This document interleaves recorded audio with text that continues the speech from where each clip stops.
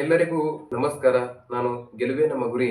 ಈ ಒಂದು ಮಧ್ಯಪ್ರಾಚ್ಯದಲ್ಲಿ ಇದರ ಒಂದು ಬಿಕ್ಕಟ್ಟು ಮತ್ತು ಈ ಒಂದು ಜಾಗತಿಕ ಮಟ್ಟದಲ್ಲಿ ಇಂಧನದ ಪರಿಸ್ಥಿತಿಯನ್ನ ಗಮನದಲ್ಲಿಟ್ಟುಕೊಂಡು ನಮ್ಮ ಈ ಒಂದು ಭಾರತವು ಎಥೆನಾಲ್ ಉತ್ಪಾದನೆಯಲ್ಲಿ ಸ್ವಾವಲಂಬಿಯಾಗಲಿಕ್ಕೆ ಇದು ಸೂಕ್ತವಾದಂತ ಒಂದು ಒಳ್ಳೆಯ ಸಮಯ ಅಂತಾನೆ ಹೇಳ್ತೀನಿ ನಾನು. ಯಾಕಂದ್ರೆ ನೋಡಬಹುದು, ತೈಲದ ಅವಲಂಬನೆ ನಮ್ಮ ಈ ಒಂದು ಭಾರತವು ತನ್ನ ಒಂದು ಇಂಧನದ ಅವಶ್ಯಕತೆಯಿಂದ ಹೆಚ್ಚಿನ ಪ್ರಮಾಣದಲ್ಲಿ ಮಧ್ಯಪ್ರಾಚ್ಯ ರಾಷ್ಟ್ರಗಳ ಮೇಲೆ ಎಷ್ಟು ಅವಲಂಬಿತವಾಗಿದೆ ಅಂದ್ರೆ ಯುದ್ಧ ಮತ್ತು ಅದರ ಒಂದು ಬಿಕ್ಕಟ್ಟಿನ ಸಂದರ್ಭದಲ್ಲಿ. ಏಕೆಂದ್ರೆ ಇದು ನಮ್ಮ ಈ ಒಂದು ಭಾರತ ದೇಶಕ್ಕೆ ಹೊರೆಯಾಗ್ತಿದೆ. ಅಲ್ಲಿ ಪರಿಸರ ಮಾಲಿನ್ಯ ನೋಡಬಹುದು.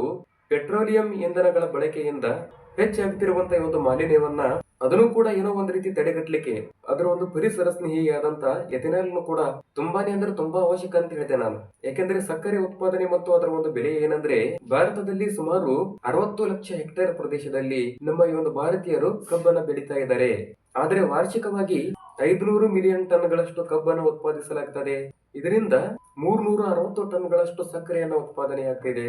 ಆದರೆ ಸಕ್ಕರೆ ಅಧಿಕವಾದ್ರೆ ಮಾರುಕಟ್ಟೆಯಲ್ಲಿ ಒಂದು ರೀತಿ ಬೆಲೆಯನ್ನು ಕುಸಿದು ರೈತರಿಗೆ ಪಾವತಿಸುವಂತ ಒಂದು ತೊಂದರೆಯನ್ನ ಕೂಡ ಉಂಟಾಗ್ತಿದೆ. ಇಲ್ಲಿ ಇದು ಏನಕ್ಕೆಂದ್ರೆ ಈ ಒಂದು ಎಥೆನಾಲ್ ಉತ್ಪಾದನೆಯ ಒಂದು ಸಾಮರ್ಥ್ಯವನ್ನ ನೋಡಬಹುದು ನೀವು. ಬೃಹತ್ ಪ್ರಮಾಣದ ಒಂದು ಅವಕಾಶವನ್ನ ನೀಡಿದೆ. 360 ಲಕ್ಷ ಟನ್ ಸಕ್ಕರೆಯನ್ನ ಉತ್ಪಾದಿಸುವಂತ ಅಂದ್ರೆ ಅದರ ಬದಲಾಗಿ ದೇಶೀಯ ಬಳಕೆಗೆ ಬೇಕಾಗಿರತಕ್ಕಂತ 260 ಲಕ್ಷ ಟನ್ ಮಾತ್ರ ಸಕ್ಕರೆಯನ್ನ ಉತ್ಪಾದನೆ ಮಾಡಿ ಇನ್ನು ಉಳಿದಿರತಕ್ಕಂತ ಈ ಒಂದು ಕಬ್ಬಿನಿಂದ ಸುಮಾರು 7,000 ಕೋಟಿ ಲೀಟರ್ ನಷ್ಟು ಎಥೆನಾಲ್ ಅನ್ನ ನಮ್ಮ ಈ ಒಂದು ಭಾರತದಲ್ಲಿ ಉತ್ಪಾದಿಸಬಹುದು ಎಂದು ಅಂದಾಜಿನ ಮಾಡಿದ್ದಾರೆ. ಯಾಕಂದ್ರೆ ಅಲ್ಲಿ ವಿದೇಶಿ ವಿನಿಮಯದ ಉಳಿತಾಯ ಏನಂದ್ರೆ 24,000 ಕೋಟಿ ಲೀಟರ್ ನಷ್ಟು ಎಥೆನಾಲ್ ಉತ್ಪಾದನೆಯ ಒಂದು ಗುರಿಯನ್ನ ತಲುಪಿದರೆ ಸುಮಾರು 1,80,00,000 ರೂಪಾಯಿಗಳಷ್ಟು ವಿದೇಶಿ ವಿನಿಮಯವನ್ನ ಉಳಿಕೆ ಮಾಡಬಹುದು. ಯಾಕಂದ್ರೆ ಸರ್ಕಾರದ ಗುರಿ ಮತ್ತು ಅದರ ಒಂದು ಪ್ರಗತಿ ಏನಂದ್ರೆ ಇಲ್ಲಿ 20% ರಷ್ಟು ಒಂದು ಮಿಶ್ರಣವನ್ನ ಮಾಡ್ತಾರೆ. ಪೆಟ್ರೋಲ್ ನಲ್ಲಿ 20% ಪ್ರಮಾಣದಲ್ಲಿ ಎಥೆನಾಲ್ ಅನ್ನ ಮಿಶ್ರಣ ಮಾಡುವಂತ ಈ ಒಂದು ಗುರಿಯನ್ನ ಪ್ರಸ್ತುತವಾಗಿ ನಮ್ಮ ಈ ಒಂದು ಭಾರತದಲ್ಲಿ 380 ಡಿಸ್ಟಿಲರಿಗಳಿಂದ 2,000 ಕೋಟಿ ಲೀಟರ್ ಅಷ್ಟು ಎಥೆನಾಲ್ ಅನ್ನ ಉತ್ಪಾದನೆ ಮಾಡ್ತಾ ಇದ್ದಾರೆ. ಇದರಂತೆನೆ ಡೀಸೆಲ್ ನಲ್ಲಿನೂ ಕೂಡ ಇದರ ಒಂದು ಮಿಶ್ರಣವನ್ನ ಮಾಡ್ತಾ ಇದ್ದಾರೆ. ಯಾಕಂದ್ರೆ ಪೆಟ್ರೋಲ್ ಅಷ್ಟೇ ಅಲ್ಲದೆ ಡೀಸೆಲ್ ನಲ್ಲಿನೂ ಕೂಡ ಈ ಒಂದು ಎಥೆನಾಲ್ ಮಿಶ್ರಣ ಮಾಡೋದ್ರ ಬಗ್ಗೆ ತಜ್ಞರು ಈ ಒಂದು ಮಾತನ್ನ ಕೂಡ ಕೇಳ್ತಾ ಇದ್ದಾರೆ.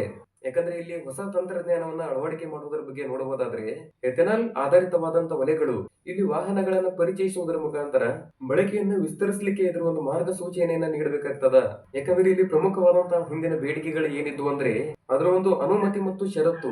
ಈ ಒಂದು ಕೇಂದ್ರ ಸರ್ಕಾರ ಏನಿದೆಯಲ್ಲ 2023-24 ಮತ್ತು 2025-26ನೇ ಸಾಲಿನಲ್ಲಿ ಈ ಒಂದು ಎಥೆನಾಲ್ ಉತ್ಪಾದನೆಗೆ ಯಾವುದೇ ಕಠಿಣವಾದಂತಹ ಷರತ್ತುಗಳು ಇರಲಾರದೇನೆ ಒಂದು ಅನುಮತಿಯನ್ನು ಕೂಡ ನೀಡಬೇಕಾಗ್ತಿತ್ತು. ಆದ್ರೆ ಅಲ್ಲಿನ ಉದ್ಯಮಕ್ಕೂ ಕೂಡ ಒಂದು ಒಳ್ಳೆಯ ಬೆಂಬಲ ಏನೆಂದ್ರೆ ಸಕ್ಕರೆ ಕಾರ್ಖಾನೆಗಳಿಗೆ ಎಥೆನಾಲ್ ಘಟಕಗಳನ್ನ ಸ್ಥಾಪಿಸಲಿಕ್ಕೆ ಅದರ ಒಂದು ಧನ ಸಹಾಯ ಮತ್ತು ಅಲ್ಲಿನ ಒಂದು ತಾಂತ್ರಿಕವಾದಂತಹ ಸಹಕಾರವನ್ನ ಕೂಡ ನೀಡಬೇಕಾಗ್ತದ. ಆನಂತರ ರೈತರ ಒಂದು ಒತ್ತಡವನ್ನು ನೋಡಬಹುದು.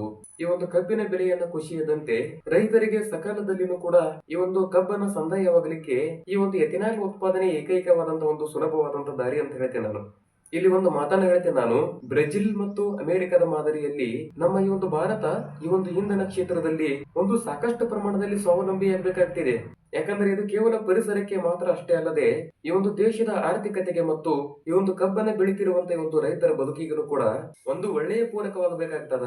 ಆದ್ರೆ ಸಕ್ಕರೆ ಕಾರ್ಖಾನೆಗಳ ಒಕ್ಕೂಟವು ಕೂಡ ಈ ಒಂದು ನಿಟ್ಟಿನಲ್ಲಿ ಹೇಳಬೇಕಾದ್ರೆ ಸರ್ಕಾರದ ಮೇಲೆ ಹೆಚ್ಚಿನ ಪ್ರಮಾಣದಲ್ಲಿ ಒಂದು ಒತ್ತಡವನ್ನ ಹೇರ್ತಿದೆ. ಇದರ ಬಗ್ಗೆ ನೀವು ಎಲ್ಲರೂ ಏನ್ ಹೇಳ್ತೀರಿ? ಒಂದು ಅನಿಸಿಕೆಯನ್ನ ಕಮೆಂಟ್ ಮಾಡಿ. ನನ್ನ ಈ ಒಂದು ಮಾಹಿತಿಯನ್ನ ಇಷ್ಟವಾಗಿದ್ರೆ ಒಂದು ಲೈಕ್ ಕೊಡಿ. ಎಲ್ಲರೂ ತಪ್ಪದೆ ಹೈಪ್ ಮಾಡಿ. ಮೊದಲ ಬಾರಿಗೆ ಯಾರಾದರೂ ನನ್ನ ಈ ಒಂದು ಯೂಟ್ಯೂಬ್ ಚಾನೆಲ್ ಅನ್ನ ನೋಡುವಂತವರು ತಪ್ಪದೆ ಸಬ್ಸ್ಕ್ರೈಬ್ ಅನ್ನ ಮಾಡಿಕೊಳ್ಳಿ. ನಾನು ನಿಮ್ಮ ಗೆಲುವೇ ನಮ್ಮ ಗುರಿ. ಮುಂದಿನ ಮಾಹಿತಿಯಲ್ಲಿ ಮತ್ತೆ ಸಿಗ್ತೀನಿ. ಎಲ್ಲರಿಗೂ ಧನ್ಯವಾದ.